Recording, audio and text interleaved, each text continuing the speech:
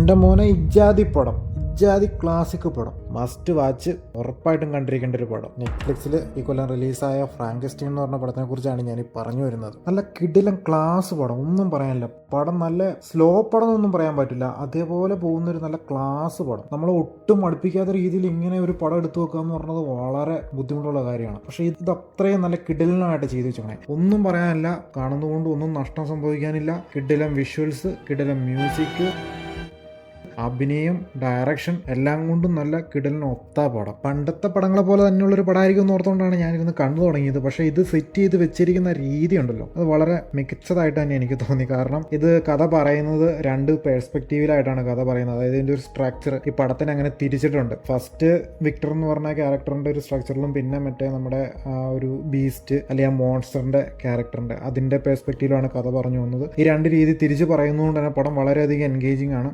ആദ്യത്തെ പാർട്ടിൽ വിക്ടറിന്റെ കഥയാണ് പറയുന്നത്. അയാൾ ഈ പറയുന്ന മോൺസ്റ്ററിനെ ഉണ്ടാക്കാനുള്ള കാരണങ്ങൾ, എങ്ങനെ ഉണ്ടാക്കുന്നു, കാര്യങ്ങളൊക്കെയാണ് പറയുന്നത്. രണ്ടാമത്തേല് ഈ മോൺസ്റ്ററിന്റെ കാര്യങ്ങളാണ് കൂടുതൽ പറയുന്നത്. സയൻസ് ഫിക്ഷൻ പോലെ ഇങ്ങനെ കണ്ടിരിക്കും. ഫസ്റ്റ് ഹാഫ് നമ്മൾ അങ്ങനെ ആ ഒരു രീതിയിൽ മൈൻഡിൽ കണ്ടിരിക്കും. കാരണം ഇത് ഉണ്ടാക്കുന്നതും ഇങ്ങനെ ഒരു ക്രിയേച്ചറിനെ ഉണ്ടാക്കുന്ന കാര്യങ്ങളൊക്കെ വളരെ നമ്മൾ ആകാംക്ഷയോട് നോക്കിയിരുന്ന് കണ്ടുപോകും. അതേ രീതിയിലാണ് ചെയ്തു വെച്ചിരിക്കുന്നത്. സെക്കൻഡ് ഹാഫിലോട്ട് വരുമ്പോൾ കുറച്ച് ഇമോഷണൽ സൈഡും അല്ലെങ്കിൽ ഈ പറയുന്ന മോൺസ്റ്ററിന്റെ കാര്യങ്ങൾ എങ്ങനെയാണ്, അയാൾ എങ്ങനെയാണ് ഇതായ മോൺസ്റ്റർ ആവുന്നത്, ആരാണ് ശരിക്കും മോൺസ്റ്റർ, ഇങ്ങനത്തെ കാര്യങ്ങളാണ് സെക്കൻഡ് ഹാഫിലോട്ട് പറഞ്ഞു വരുന്നത്. പിന്നെ ഇതിനകത്ത് എനിക്ക് എടുത്തു പറയേണ്ടതായിട്ട് തോന്നിയത്, എനിക്ക് ഭയങ്കരമായിട്ട് ഇഷ്ടപ്പെട്ട കാര്യം ഇതിന്റെ വിഷ്വൽസ് ആണ്. കിടിലൻ വിഷ്വൽസ് ആണ്. എവിടെ വെച്ച് നോക്കിയാലും സ്ക്രീൻഷോട്ട് എടുക്കാൻ പറ്റും എന്ന് പറയുന്ന ഡയലോഗില്ലേ, അതിവിടെ കറക്റ്റ് ആണ്. എവിടെ നോക്കിയാലും നമുക്ക് സ്ക്രീൻഷോട്ട് എടുക്കാനുള്ള സാധനമുണ്ട്. അതുപോലെയാണ് വിഷ്വൽസ് ചെയ്തു വെച്ചിരിക്കുന്നത്. പടത്തിന്റെ ഫസ്റ്റ് ഹാഫിൽ കാണിക്കുന്ന കുറെ സീൻസ് ഒക്കെ ഉണ്ട്. ഫസ്റ്റ് ഹാഫ് സെക്കൻഡ് ഹാഫ് ഒന്നും വേർതിരിക്കാനൊന്നുമില്ല, എപ്പോൾ നോക്കിയാലും നല്ല കിടിലൻ സീൻസ് ഉണ്ട്. അതിൽ ഇവർ ഈ തുടക്കം കുറച്ച് കാസ്റ്റൽസ് അല്ലെങ്കിൽ ആ ഒരു സംഭവങ്ങളൊക്കെ കാണിക്കുന്നുണ്ട്. എന്ത് രസമായിട്ട് അതിന്റെ കളർ ഗ്രേഡിംഗ് ഒക്കെ വന്നേക്കണം എന്ന് പറയും. നല്ല സോഫ്റ്റ് ടച്ചിന്റെ അടുത്ത് അങ്ങനെ, അല്ലെങ്കിൽ നല്ല വാം കളറൊക്കെ ഇട്ട് നല്ല കിടിലൻ വിന്റേജ് ലുക്കിൽ നല്ല രസമുണ്ട് കണ്ടുകൊണ്ടിരിക്കാൻ. നമ്മളിങ്ങനെ നോക്കിയിരുന്നു പോകും വിഷ്വൽസിലിട്ട്. അതുപോലെ മ്യൂസിക് ആണെങ്കിലും അതിനോട് ബ്ലെൻഡ് ചെയ്ത് ഒപ്പം അങ്ങ് പോയിക്കൊണ്ടിരിക്കുക. നമുക്കതിനകത്തൊരു മ്യൂസിക്കും നമുക്കൊരു അരോസരപ്പെടുന്ന സാധനങ്ങളൊന്നുമില്ല. ഭയങ്കര രസമായിട്ട് ഇങ്ങനെ പോയിക്കൊണ്ടിരിക്കുന്ന മ്യൂസിക്കും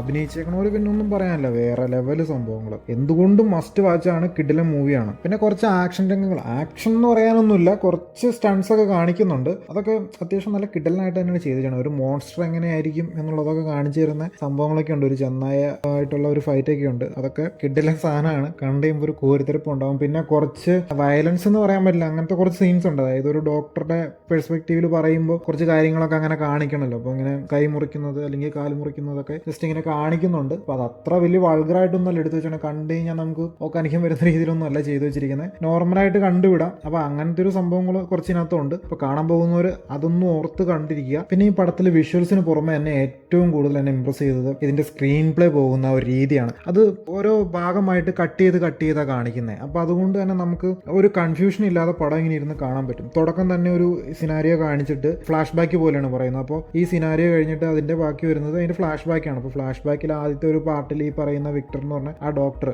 അയാളുടെ കഥയാണ് പറയുന്നത്. എന്തിനാണ് അയാൾക്ക് ഇങ്ങനെ ഒരു മനുഷ്യൻ ദൈവമാകുന്ന ഒരു സംഭവമാണല്ലോ കാണിക്കുന്നത്. അപ്പോൾ ഈ കഥ അറിയാവുന്നവർക്ക് അറിയാം. അതായത് മരണമില്ലാതാക്കുക എന്നുള്ളൊരു കൺസെപ്റ്റിലാണ് പുള്ളി ഇത് ചെയ്യുന്നത്. അപ്പോൾ ഇങ്ങനെ ഒരു മോൺസ്റ്ററിനെ ഉണ്ടാക്കുന്ന ഒരു കാര്യങ്ങളാണ് പറയുന്നത്. അപ്പോൾ പുള്ളി എങ്ങനെ ഇതിനെ ഉണ്ടാക്കുന്നു, അതിലോട്ട് എത്തിപ്പെടുന്നതും അങ്ങനെയുള്ള കാര്യങ്ങളൊക്കെയാണ് ഫസ്റ്റ് ഹാഫിൽ ഇതിനെക്കുറിച്ച് പറയുന്നത്. അപ്പം അന്നേരം അവർ സെറ്റ് ചെയ്യുന്ന കുറെ കാര്യങ്ങളൊക്കെ ഉണ്ട്. ഇതിന് വേണ്ടിയിട്ട് സംഭവങ്ങൾ സെറ്റ് ചെയ്യുന്നുണ്ട്. അതൊക്കെ വളരെ എന്ത് രസമായിട്ട് അതിനകത്ത് സെറ്റ് ചെയ്തിട്ടേക്കുന്നു പറയും. നല്ല രസമുണ്ട് കാണാൻ. എല്ലാം തന്നെ ഭയങ്കര കിടലാണ്. നമുക്കിങ്ങനെ ഒരു എന്താ പറയാ, ഒരു അമർചിത്രകഥയൊക്കെ കാണുന്ന സെറ്റപ്പിൽ നമ്മൾ നോക്കി ഇങ്ങനെ ഇരുന്നു. കൊച്ചു കുട്ടികൾ നമ്മളിങ്ങനെ നോക്കിയിരിക്കില്ലേ, അതുപോലെ നോക്കിയിരുന്ന് പോകുന്ന രീതിയിലാണ് സീൻസ് ഒക്കെ സെറ്റ് ചെയ്ത് വെച്ചിരിക്കുന്നത്. എനിക്ക് പേഴ്സണലി അങ്ങനെയാണ് എനിക്ക് തോന്നിയത്. ഭയങ്കര രസമായിട്ട് എനിക്ക് തോന്നിയത് കണ്ടിട്ട്. ഈ അടുത്ത കാലത്ത് കണ്ടതിൽ വെച്ച് നല്ല വിഷ്വലി ഭയങ്കര ബ്യൂട്ടിഫുൾ ആയിട്ട് എനിക്ക് ഈ പടം തോന്നി. ഇപ്പോൾ സെക്കൻഡ് ഹാഫിലോട്ട് വരുമ്പോൾ പിന്നെ അത് വേറെ രീതിയിലോട്ട് മാറുന്നു. ഈ പറയുന്ന മറ്റേ മോൺസ്റ്ററിന്റെ പെർസ്പെക്റ്റീവിലാണ് പറയുന്നത്. അപ്പോൾ അന്നേരം വരുന്ന ഇമോഷണൽ അറ്റാച്ച്മെന്റ്സ്, കാര്യങ്ങൾ അല്ലെങ്കിൽ ഒരു ആക്ഷൻസ് ഒക്കെ കൊണ്ടും ഭയങ്കര രസമായിട്ട് പോയിട്ടുണ്ട്. ഒരു ഒറ്റയടിക്ക് ഫേസ് ചേഞ്ച് വരുന്നതായിട്ട് തോന്നുമെങ്കിലും പക്ഷേ ഇത് നല്ല കിടലിനായിട്ടാണ് ചെയ്തു വെച്ചിരിക്കുന്നത്. പിന്നെ ക്ലൈമാക്സിലായിട്ട് നമുക്കറിയാവുന്ന പോലെ തന്നെ